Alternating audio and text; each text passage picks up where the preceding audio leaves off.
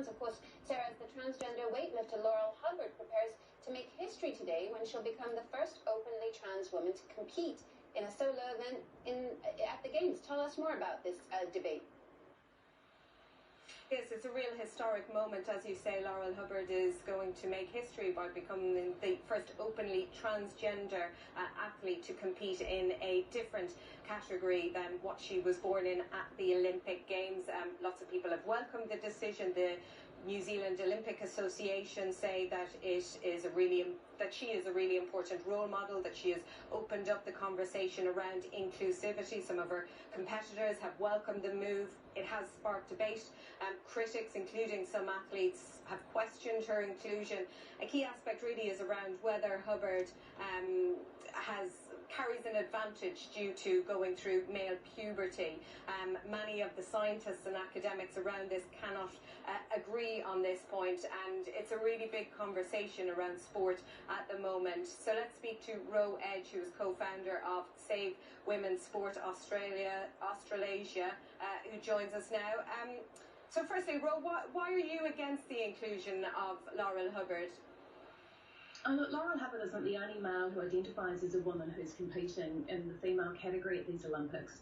There's 3 others who have qualified and who the media have actually largely ignored. So I actually feel quite sorry for Laurel that she's bearing the brunt of what are basically flawed policies from the IOC.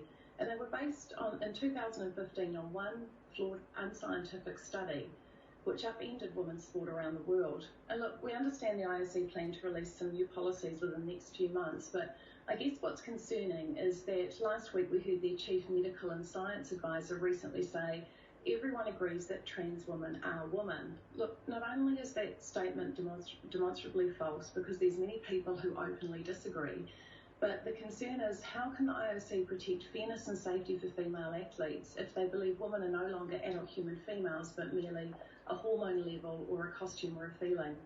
Now, the fastest woman in the world is annually beaten by 15,000 men and boys, and female athletes usually don't come within the top 10% of the best 1,000 males in any sport, because no matter how hard females train or how many sacrifices they make, a male's physiology just gives him greater speed, strength, size and stamina. And Ro, just in terms of the medical director from the IOC saying that they are going to be updating the policies, that they will be using more updated scientific evidence, but there is this important point of inclusion, and that he also said that the threat was overstated. What do you say to that? Well, the policy was only introduced in 2015, so there hasn't been a lot of time for trans athletes to actually start, getting competitive in the sports arena. I think that this will only grow and grow, and by the next Olympics, if we continue with the same policy, or even worse, we move to self-ID only, which has been, talked about, we've seen online, and that would mean that men would just simply be able to self-identify as women and do nothing else. I think it puts the female sports definitely at risk, and we would see a much larger group of trans-identifying males competing in women's sport. But it also raises the question then of how, I think it would be really naive and ignorant to think that people and nations will not take advantage of these rules to gain a competitive advantage. We have plenty of examples of how athletes and nations from around the world, how far they'll go to achieve Olympic glory. Ro, thank you very much for your time here on Newsday. Appreciate your thoughts on that. Karishma, it is a big talking point in sport. Laurel Hubbard competing a little bit later in the weightlifting in the plus 87 kilograms category.